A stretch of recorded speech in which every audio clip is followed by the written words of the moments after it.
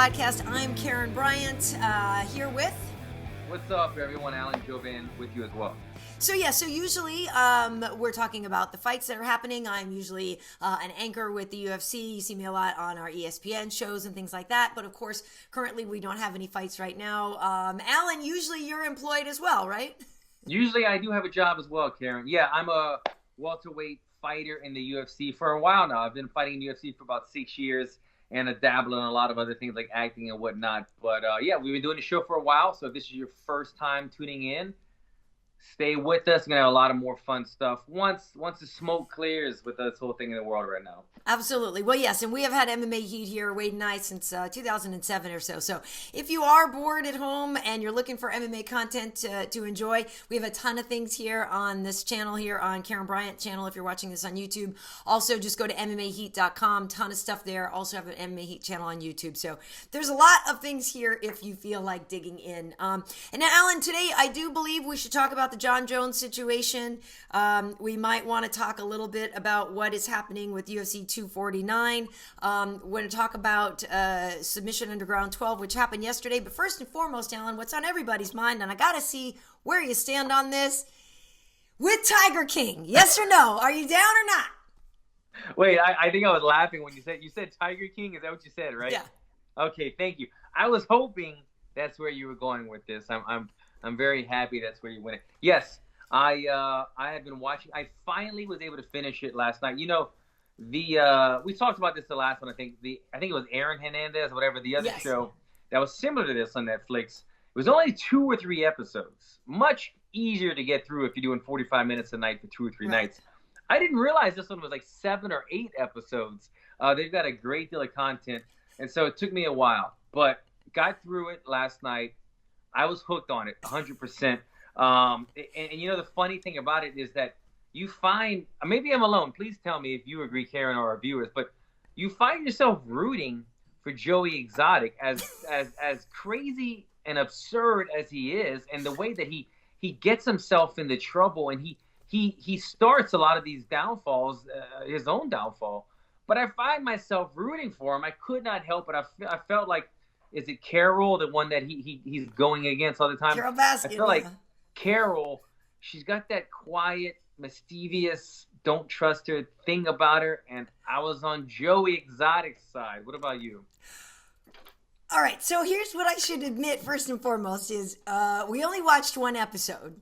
Okay, that's fine. So you got to get at least 3 of them. Some of the indie ones, it's kind of redundant. But this is really my issue with it. And I agree with everything that you're saying about Joe Exotic. I could see how he could be this underdog hero that you sort of root for. Yeah. I will say in that first episode, I appreciated all his ranting about Carol Baskin and all the stuff. I'm totally here for all the memes. I'm here for all of the all of that stuff is hilarious to me. Here's what I'm not here for. Actually spending the 7 hours to watch this show. Because like literally, even though we're all shut in at home, like to me, life is still too short to spend 7 hours with the Tiger King and those guys. Like a lot. And I feel like I could see myself though getting drawn in and reconsidering this decision. But here's what it is for. We were watching it and. Partly it is very funny and it is like, holy crap, it's that train wreck thing. And we've all been to those side of the road, zoos or whatever. And you really rethink them. And of course, these are in Florida. And, I spent a lot of time in Florida. This is not a diss on anybody in Florida. I have a lot of relatives living in Florida. Oklahoma, exactly. You feel, you know exactly. You're like, oh yeah, that guy, like with the crocodile park on the side of the road or something like that. Mm-hmm. So it was entertaining to a degree, and it was funny, but I ended up sort of having to force our way through it because it was just like, yeah, look at these idiots, right? Look at these idiots. And then I was like, okay, well, that's really what it's all going to amount to, right? And I know there's a mystery, and maybe Carol fed her husband to the lions and the tigers, like, whatever. I guess got to the point where I was like, do I want to spend this much time with idiots? No, I don't. Sometimes that type of TV makes you a little bit dumber, but it's okay because we're both very smart people, so we could lose a little and still be good, Karyn. So I encourage you to at least get to 3 or 4. But if I'm going to 4, then I may as well go to 7. Yeah, well, I guess I found the last one. I don't think the last one gave me a whole lot. I think episode 5 was really crazy because he. I don't want to give it away. I don't care if you give it away, Alan. I don't care. Well, maybe for the viewers though, but I don't care if you spoil things for me. Episode 5, he takes a crazy turn, gets very political, and then it gets very sad, where somebody passes away that's a character in the show, and so it takes a big turn, and I was kind of like, it was like too much. I was like, man, all right, I can't do this. I can't be watching like this kind of stuff right before we go to sleep tonight. Right. And so that was, to me, one of the stronger episodes. After that, it got a little bit crazy. But yeah, it's crazy. I did an interview with one of the MMA pages that were like crazy about Tiger King the other day, right. And I forgot what I told him, but it was something about he became a I forgot, not a hero, but he became a phenomenon in the middle of an epidemic, and that's what it is. It's like we're all at home with this thing going on, and you give us just the right amount of craziness on TV where we're kind of like forced to sit and watch TV. Right. More than we normally are on any other work week, and this guy becomes like a celebrity. It's too bad that he's in jail. I mean, he's not really reaping the benefits of the fame that he's been desiring for so long. But man, wild story. And the wild part about it is there was already 7 or 8 episodes, and according to the show, a ton of footage was burnt in the fire. I don't know if you got there yet, but it was a big fire, and a ton of the reality show they were originally filming was gone, vanished, and burned. So this is only just a small part of it, and that we're watching, and it made 7 episodes. Right. But yeah, I don't think we need, as you said, think we need any more of the crazy, wild, dumb people than we already got. Yeah, it's interesting to me, and I didn't see that in the first part. They were talking about how he films everything, which is why they even had all that footage and stuff. And like I said, I know a lot of people. I with the Carol thing, as soon as she said at the beginning, where she said, "I've never had any friends," or something like that, when she said like right away, she's like, "I don't have any friends. I'm not one of those people that's ever had any friends in my life," or whatever. Yeah. And I was like, that's gonna be a problem. Like you could see, ding ding ding, right? Yeah. I will say this, like I said, I'm here. I'm 100% here for all the Joe Exotic, memes and things like that. Yeah. And I love that isn't there also like a Joe Exotic like love triangle going on with the 2 guys and stuff. Like Joe's a player. I find him compelling to some degree, like I said, but I'm not one of those people who's bored, having this time at home. I'm enjoying, doing my puzzles, which I finished the other day. Hallelujah. I saw that. It was, but like, so to me, I'm not bored enough, and I'm not bored at all yet to where I'm watching stuff like that. I've been watching some other things, but I don't know. Like I said, to wrap up Tiger King, I could see maybe getting sucked into some more of it, but I don't want to. I feel better. I feel good. I'm glad that we talked about it, to be honest. I'm glad that I got my little bit of Tiger King, Joey, Exotic gossip out. So, but yeah, I'm done with it. I finished it, and moving on. I will laugh at the memes and everything else as well. Nice. Well, speaking of the puzzle, now Wade came in with some visual aids here. I don't know. I don't want it to fall. So I did this puzzle. Okay, now you can see it, right? So this is 1,000 pieces. Maybe we should just get the box. As a fellow puzzle maker, those are hard. 1,000-piece ones, the small pieces with the same color patterns, and the flowers. There's 50 other flowers that can be the exact same piece, and you just have to go through the rotation, put it in its little area. You have all these little countries and cities of puzzle pieces that okay, if I see something similar to this, I grab them there. Right. It becomes very, very, very organizational. Yes. But I get it. There was a time a couple years ago I did 5 puzzles in a row, and that's all. It relaxes you. It does. Keeps it going. Yeah, it really does. It is funny because I start to think in my head as I was working on this one, because it did take me a lot longer than other puzzles. I'm usually very good at these. And this one took me a long time, and I became kind of obsessed with it. And it was like making me mad that I couldn't beat it. I like to win stuff. I'm very competitive even with this stuff. So anyway, for reference, folks, this is what it looked like. Okay, so yeah, it's a bunch of tulips. I know there's a little glare there, but a bunch of tulips. And so literally, like you're saying with the color thing, like you'd literally be like, well, is it this shade of pink or is it that shade? I don't know. So half the time was the problem of like really trying to figure out what color that was. But it was hella hard, but I'm excited. And now I literally am like, well, what else do I have? Because I know I have a few in my basement. I know. So I have a few more to do, and I'm very excited about it. But you know what it is? I like, reading, and I'm a word nerd and stuff like that. But To me, yeah, that is the thing about like logic, and there's something about that I really enjoy doing. I don't really like doing like Sudoku puzzles or that kind of puzzle, but word puzzles and things like this and actual jigsaw puzzles, yeah, I love it. Absolutely love it. Yeah, I haven't done one in a bit, but that's an impressive one. Yep. All right, so Alan, I don't know where you want to start. I think the biggest news today was that the fact that, as it is with UFC 249, we don't really know if it's going to happen, but there was a dream that Dana has of having Tony and Khabib somewhere. Send me location. They'll just be in place quiet wherever. Nobody knows. Who knows? But these two would finally fight after this fight being scheduled so many times. And then the last word that we've gotten, I guess it came out sort of last night with the time frame. Khabib was on Instagram and he said that he was back in Russia. Long story short, there's going to be a lockdown, travel, can't come. They might do something else with this fight. Alan, what's your take on 249? I'm a bit over it. Look, it would be fun. It would be fun to have it, but to be honest, I'm not drooling over this fight. Maybe, and maybe a lot of our fans are completely different. Maybe a lot of fans need that right now. We haven't had fights in a while, and they were really counting down the days. But I wasn't one of them, to be honest. I wasn't thinking, okay, less than 3 weeks, 2 weeks out, this fight's happening. Because there was so many question marks still up in the air. And we still don't know. Is it an entire fight card that we're hoping for, or is it just one fight? And so is it one fight that we're going to buy pay-per-view with no crowd just to see Tony and Khabib fight? And in these odd circumstances, and even though this fight looks like it's no bueno anymore, I got to say, if the fight was going to happen during these circumstances, probably would have been Tony's best chance at winning. And I'm not saying Tony can't win or somebody's a favorite, but yes, I would say Khabib would be. Oh, I would say Khabib would be the favorite in a fight. But the reason that I say these best chances, Tony thrives amongst chaos. Yeah. That's it. That's his style. And Tony has always been a lone wolf when it comes to training. He doesn't have a big team or a big camp. Yeah. He brings people in. He texts me not too long ago about coming in. Cool. I told him I'm still kind of healing up from my knee. But that's his style. He finds people that he likes to trust. He brings them in a couple times. He does that with a small group, a handful of people. He has his guys like Eddie Bravo and his jiu-jitsu guys that he'll bring in. But he's always had a small circle around him. He doesn't have a team, and he doesn't have a whole group of coaches.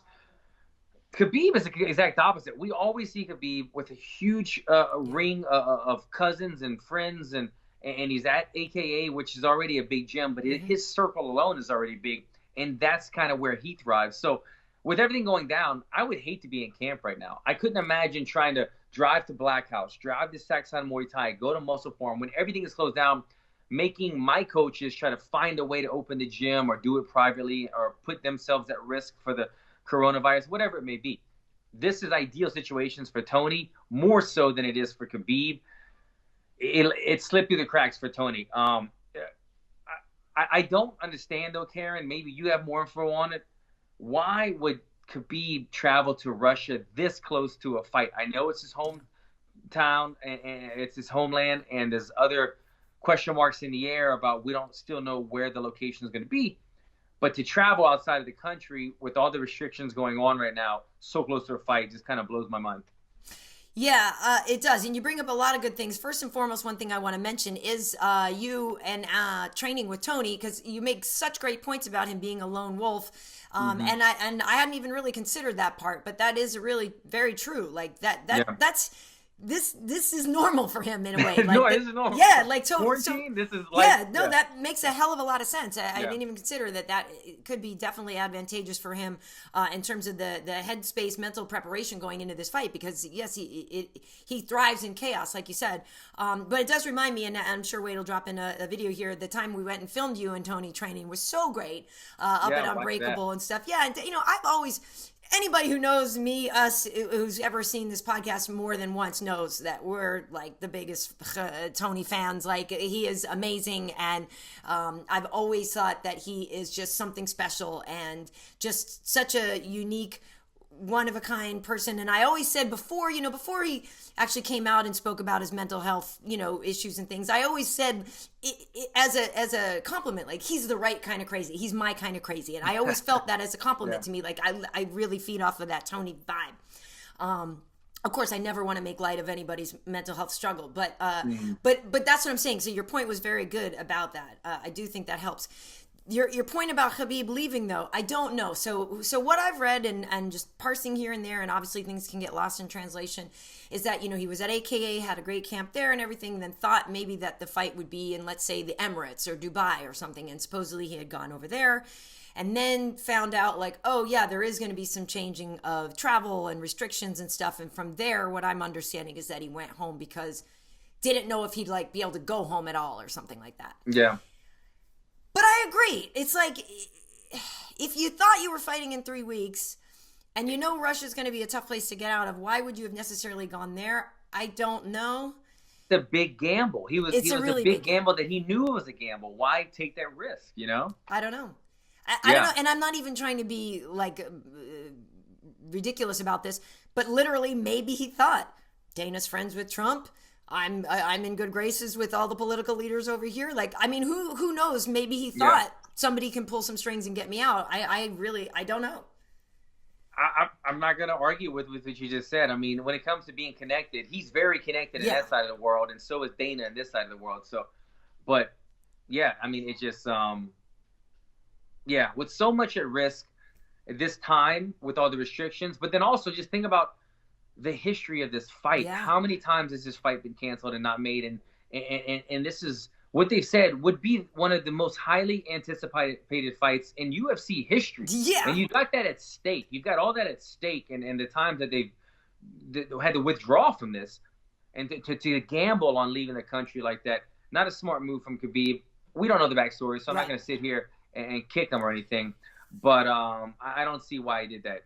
So my question to you, though, of course, is, and then, of course, I woke up and was looking at Twitter this morning, and it was like, so now maybe they'll have Tony fight Justin Gaethje, or, your boy Dustin Poirier always shoots his hand up right away when somebody needs to fight, this and that, whatever. So there's a lot of talk about what the other things could be. I'm sorry, I don't want to see anything except Tony and Khabib. Like, to me, it's Tony, Khabib, or nothing. I don't want to see Tony versus Gaethje, not right now anyway. I'm not saying I'd never want to see that. And to your point before about them maybe fleshing out a full card, who knows, right? So there was maybe talk about Ngannou and Jairzinho being on there, and Francis is really upset. If you've seen his social media, he's really pissed off that he's not fighting, was frustrated, that his date came and went and he hasn't fought in so long. I get that. So maybe that was going to be on the card too. Maybe they were going to put some people together from the United States, or who knows even where this thing was going to happen, right? So, but my question to you, Alan, because I know where I stand, to me, it's the champ versus, Tony, or nothing. I'm slightly different than you on that, Karyn. That is definitely the top of the list. Yeah. This is the fight that we need to see. It is gone. It's no longer happening. We know that. So the question becomes, in my mind, do we want to see no fight, or do we want to see something? And if I want to see something, Gaethje is the guy that I want to see fight Tony Ferguson. But is it for a vacant title then? What's the freaking point? Is my thing. Know. Why does Tony risk it again? I don't know the logistics in terms of what they should do. Should it be for a vacant belt? Should it be for the interim? The Corona belt. But if somebody is going to step in, I think he's definitely the right guy. Not only stylistically is that a fun match, but he's kind of the guy that's on the burner right now. He's the hot guy. He's the guy that when Conor McGregor has been talking about it, he was the guy, the front runner for Conor McGregor. So he's already been in the news a lot lately as being the next big fight guy. It makes sense for him as far as who's got the momentum right now to come in and fight Tony Ferguson. As much as Dustin Poirier, my Lafayette brother, would make a fun fight as well, it doesn't sound as enticing. It's not as enticing being that Dustin came off of a loss. Dustin has fought in Abu Dhabi or Dubai before. Although Dustin Poirier did beat Gaethje, Gaethje's got a lot more momentum behind him at the second. And I think that would just make a furious, fast-paced fight. When you talk about two guys standing in the pocket, Gaethje, Tony Ferguson, fun fight. But that is nowhere near what I wanted to see on my list when it comes to Khabib and Ferguson, the fight that we needed to actually see. Who is the rightful owner of the gold around their waist? And we still don't get to see it. I love watching Justin Gaethje fight. He's a hell of a cool guy. This is not an anti-Justin Gaethje thing, because I've gotten to see, we're on the road. Karyn. He's a cool ass dude, and the guy throws down. Mm-hmm. But we're supposed to see the title fight that's been scheduled 4 times prior, I believe, right? So this is the 5th time. And also for me, if I see Justin fight Tony, which, like I said, I would love to see someday. I'm just saying not now. I also want them to be on real camps. Like, you tell me now, like, who knows what? I mean, I think Justin stays in pretty good shape. I don't think he's, a guy that bulks up and gets massive or anything like that. But how hard has he been training right now? Where can he train? It's a big ask all of a sudden, like, hey, I know it's like only 18 days away right now, and there's this whole COVID thing going on, and we don't know if you can train and everything, and we don't know where you'll go and fight, and we don't know if you'll do this, and we don't know. But are you down? Like, I think if I'm Justin, I'm like, yeah, no, I'm not down right now, dude. I'm not. So let me ask you this: if it's Justin versus Tony in a couple of weeks in Dubai, or no fights for the next couple of months, you're telling me you're going no fights? No. I know. It's not the fight that I wanted. It's the best second place, but I guess that we can be offered. But then that begs the question, right? Because look while I'm not anywhere near bored and I'm enjoying being here, I do love my job, right? So I would love to get back to work. I would love for us to have fights. I want that London card back. I want all this back. You know what I mean? I want it all back. That right? Exact. We can get into that later, but that exact London main event with Woodley. Dude, and exactly, because that's what I think. So now Tyron and Colby are talking. Yes, these are all things that I wanted to see at some point, but I want the stuff that we had planned. I want those exact fights too. I wanted to see that Tyron fight more than some of these other fights, to be honest. I thought it was going to be a great fight. It was Leon Edwards and Tyron Woodley. I was so curious about that because Edwards is just one of those guys. We've talked about him before. Yep. He is so good everywhere. Just not a big name, but this was kind of his point to make himself a name. Yeah. Main eventing at home against the former champion Tyron Woodley. If he could get past Tyron Woodley, then we know this guy is the real deal. Yeah. And he is the real deal. But you know what I'm saying? Then this puts him in that contention where he's not the number 4 or 5 guy now. Now he's the number two or 3 guy. I just wanted to see that, and I wanted to see how would Tyron come back because he said he had that bad fight. Yeah. He was supposed to, I think, fight Robbie Lawler at one point. That fight fell apart. Now he's back here. Does the old Tyron return, or is Tyron kind of his ship sailed already? I wanted all these questions to be answered. I'm transitioning to a different fight. We were still on the other fight, but getting back to our point, I 100% agree. I want to see the fights that we had scheduled. They were tremendous matchups. They're not happening. I think if we're going to be avid fans at this point in the sport, we're going to have to just take the second best at this point and see what comes. Because I think the fight's going to be few and far between. If they're doing so much work, they would only do this amount of work for a Tony Khabib type of fight. So all these other fights are likely going to be put on the back burner. They're not going to give Francis Ngannou this type of, opening up arenas just for one fight, things like that. It's tough though, Alan, but that does kind of lead to talking about submission underground then, because I guess that's what it is, right? It's like, are we so desperate and are we so sad that we don't have our fights and sports in general, and that the world is changing, and that we have this desire for normalcy, and that we are all seeking out, our comforts, and for us, that's our escape, and it's your job and my job, we want that. So I guess it comes down to, do we just want something or nothing, right? Because do you want those fights? Do you want any kind of fight or nothing? Do you want the fight you wanted? So watching Submission Underground. So obviously I've worked a few of these now with Chael, and I really love doing them. This one I actually was supposed to miss anyway because I'm supposed to be on the beach in Mexico right now with some tequila, working on the tan. I have turned very high yellow these days, Alan. I don't like it. I'm very high yellow. I need to get that bronze, baby. I need it back.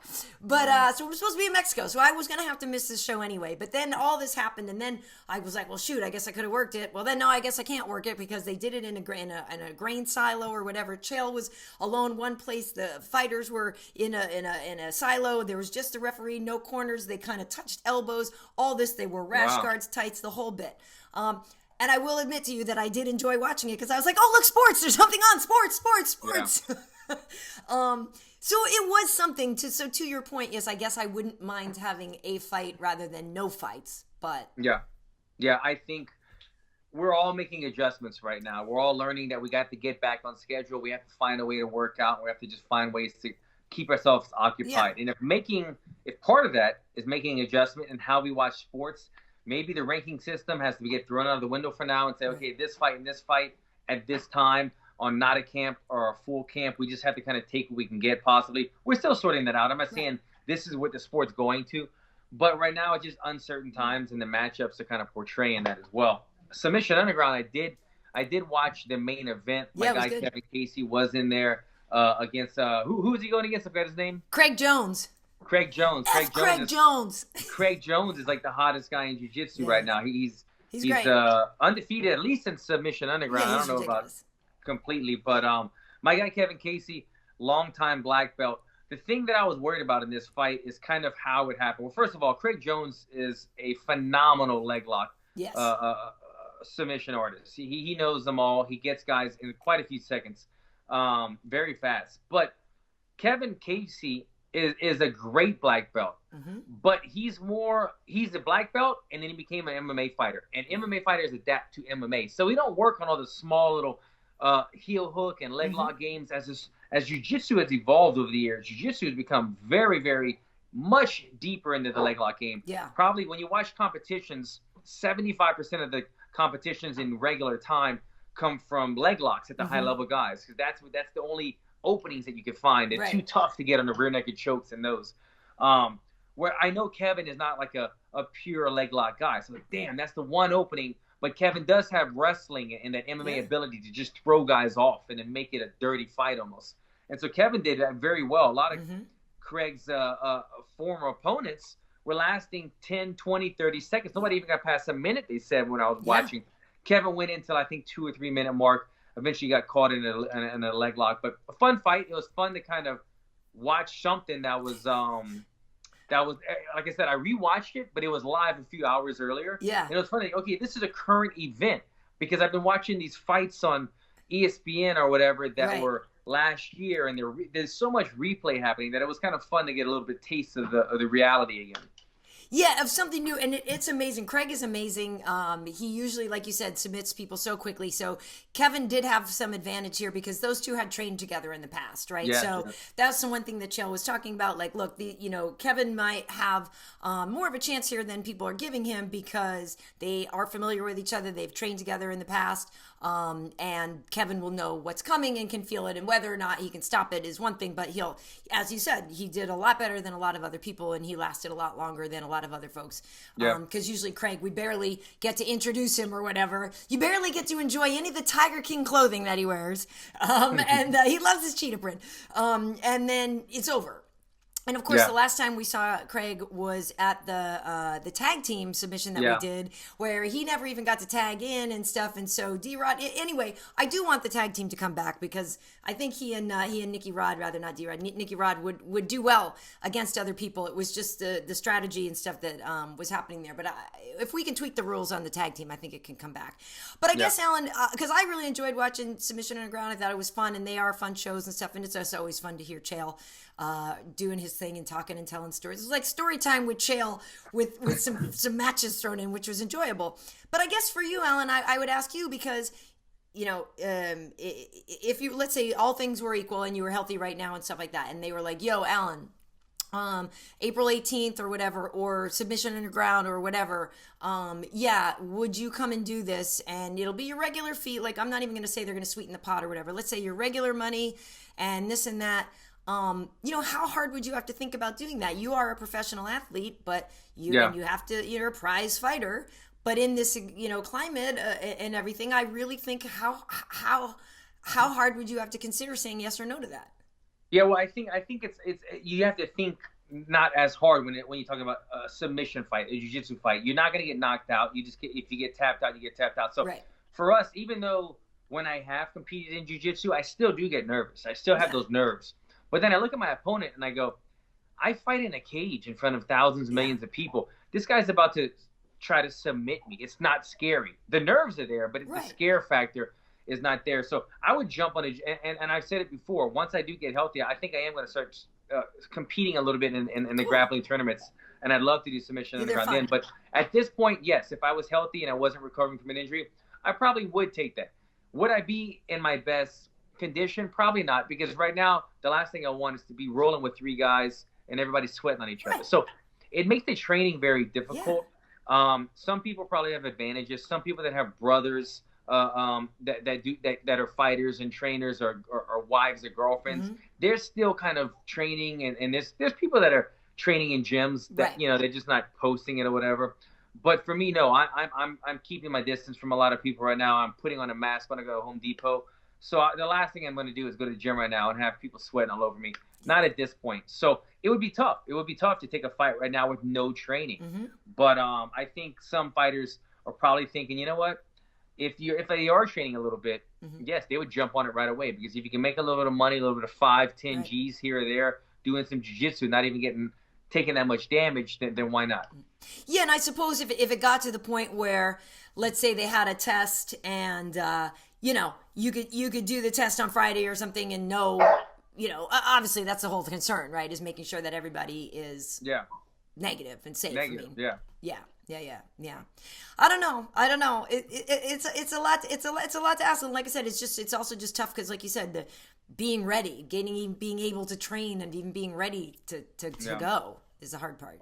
It's a tough thing, but I think, it becomes between, if you're already semi in shape, nobody's going to be in a full camp right now. But if you're in decent shape, and then knowing that you're taking less damage from it, I think guys would do it if they're in that position. Me right now, no. Guys that even, which is going to be a transition, guys like Jon Jones, I heard a couple weeks ago saying, I'm not even thinking about fighting. There's so much going on in the world right now that fighting is the last thing on my mind. Family and everything else is what I'm thinking about right now. Is that what was really on his mind? I guess we can get into that now. Well, yeah, no, it's funny. I was going to say that I'm glad you brought that up, because that was the next thing I wanted to talk about. The other day, once again, he was arrested for DWI, and I believe it was they said something DWI, but then there was also reckless use of a weapon, right? Because supposedly there was a gun under the front seat, there was an open container, and also no proof of insurance. So, it's not a good look. It's a bad look. It's in Albuquerque. I don't know if you watched. I watched the other day. I think it was Junkie. Junkie had put up the footage of because one of the cops was wearing a body cam. Yeah. And so they showed them giving John the sobriety tests and doing some things. Which, by the way, as I was looking at it, I was like, oh, that takes a long time. And some of the things that they had them do, I've never had. So I was like, oh, I didn't know they asked you to do that or whatever. That does seem a little.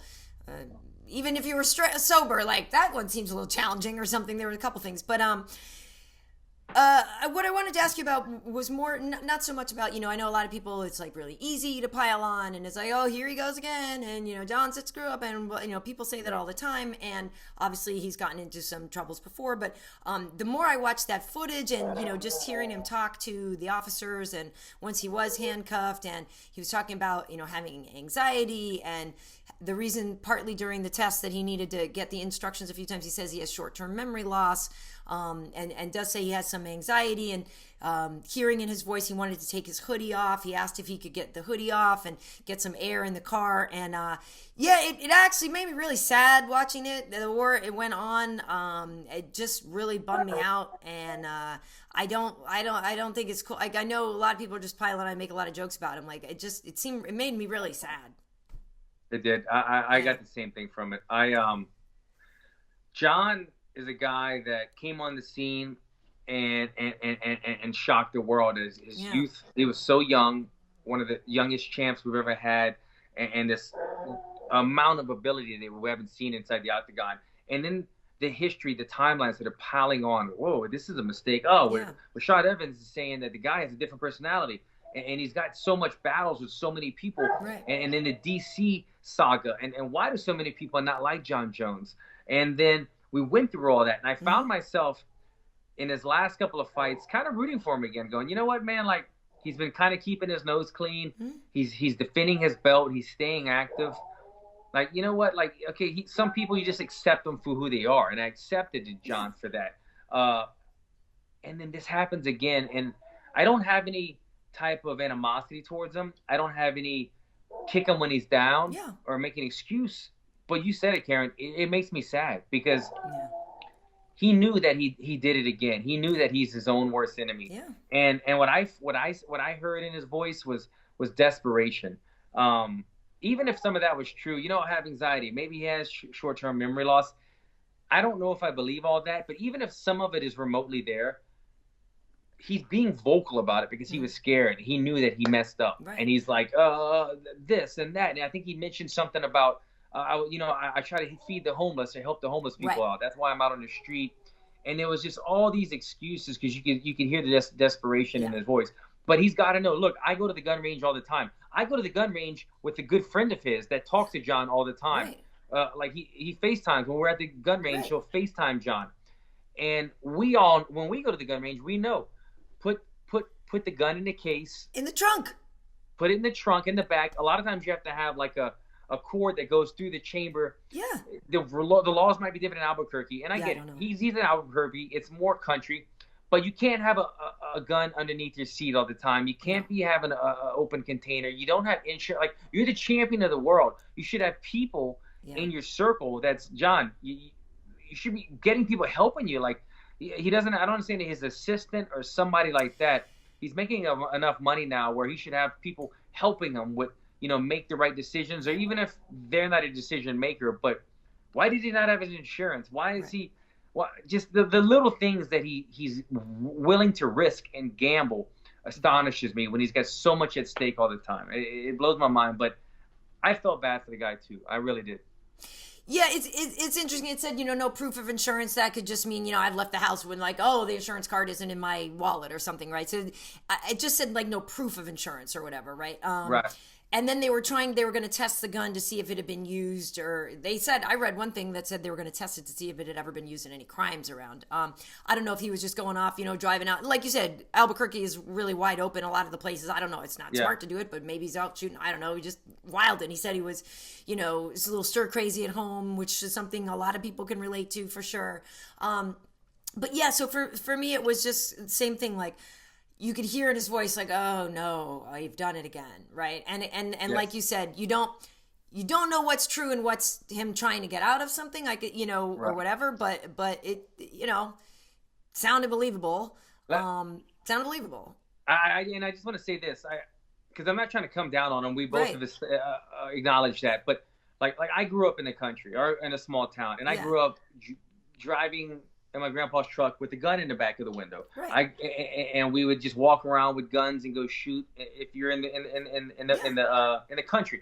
So he might be used to that. Right. Being in the country, it's different than that. My point is, if you've already had numerous DUIs and everything, we don't even have to get into the history. If you have a history like Jon Jones, you have to be on eggshells all the time. You have to constantly be aware of these things. So to allow the gun, the drinking and driving, not even drinking and not even drunk, but having an open container with you. Like, why would you have the evidence with you? I believe that they say, but just everything. I would be making sure that I just got my license back after 6 months. Let me make sure my insurance card's in here. Let me make sure everything is in there. With a history like that, you have to be walking around on eggshells all the time, and he just allows these things to happen to him over and over again. Yeah, but here's my question to you though, because I did see somebody took a hot take on it, and they were like, "Yeah, it's all his people's fault around him. It's his management. It's his it's all the enablers around him. They're just as complicit and they're just as guilty." I'm like, yeah, no, they're not actually. It's literally just Jon. I think I've never had firsthand experience with addicts or anything like that, but from what I've read and from what I have gathered from others, if they want to go do something, they're going to go do it, right? And I'm not accusing Jon of being an addict or whatever. I guess he's used that word about himself in the past, so I'm not trying to put words into his mouth. I'm not calling him an addict.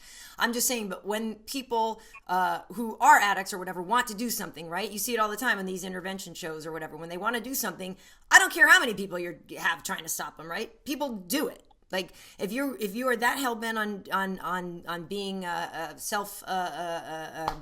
what's the word? Not self-deprecating. That's what I am all the time. But if you're going to hurt yourself and you're going to go down this path, there's a lot of people that, no matter what, can't stop you from doing it, right? You're the only one. Yeah. And then add to that, let's say even you, okay, Nicole, you outweigh Nicole by how much? Wade outweighs me by how much? I don't know how, what Jon's wife, what size she is, but like, I guarantee you that if either of the three of you were like, I'm going out, I'll be like, all right. Like, I mean, yeah. how I'm taking the car and the gun and my liquor. Like, okay. Like, how, I mean, Right. I'm just saying it seems very simple to say, why didn't somebody stop him? I mean, granted, I guess you could hide the keys and things like that.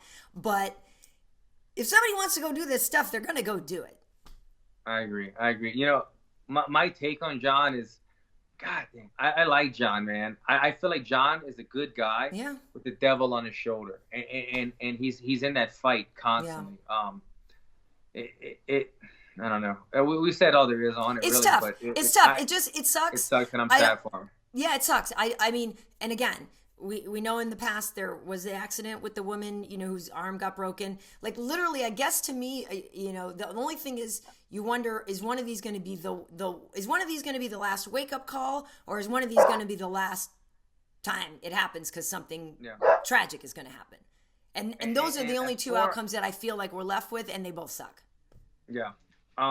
It's bad for his personal life and everything that he has, you know, the charges that he's already amounted in his history.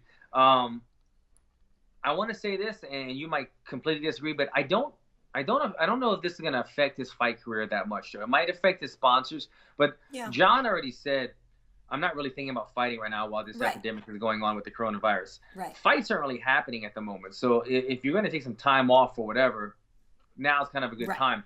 And if he's not planning on fighting to the end of the year because of what's going on, or end of the year anyway, I don't really know if a DUI is going to like strip him of his belt. He didn't really break a UFC rule. Of course, Dana White is not happy. That's at the face of the UFC that we want to project at a champion. But this isn't really like grounds for stripping him of his title unless when he goes to court, they ban him from something or whatever. Right. But I don't think it would change too much in terms of him still being the champion and maybe fighting at the end of the year or possibly at the beginning of next year or whenever. But especially with everything going on right now, with every fights being canceled, I don't think it would affect him that much. But he should use this time properly to really, you know, get his family around him and try to, you know, get some support.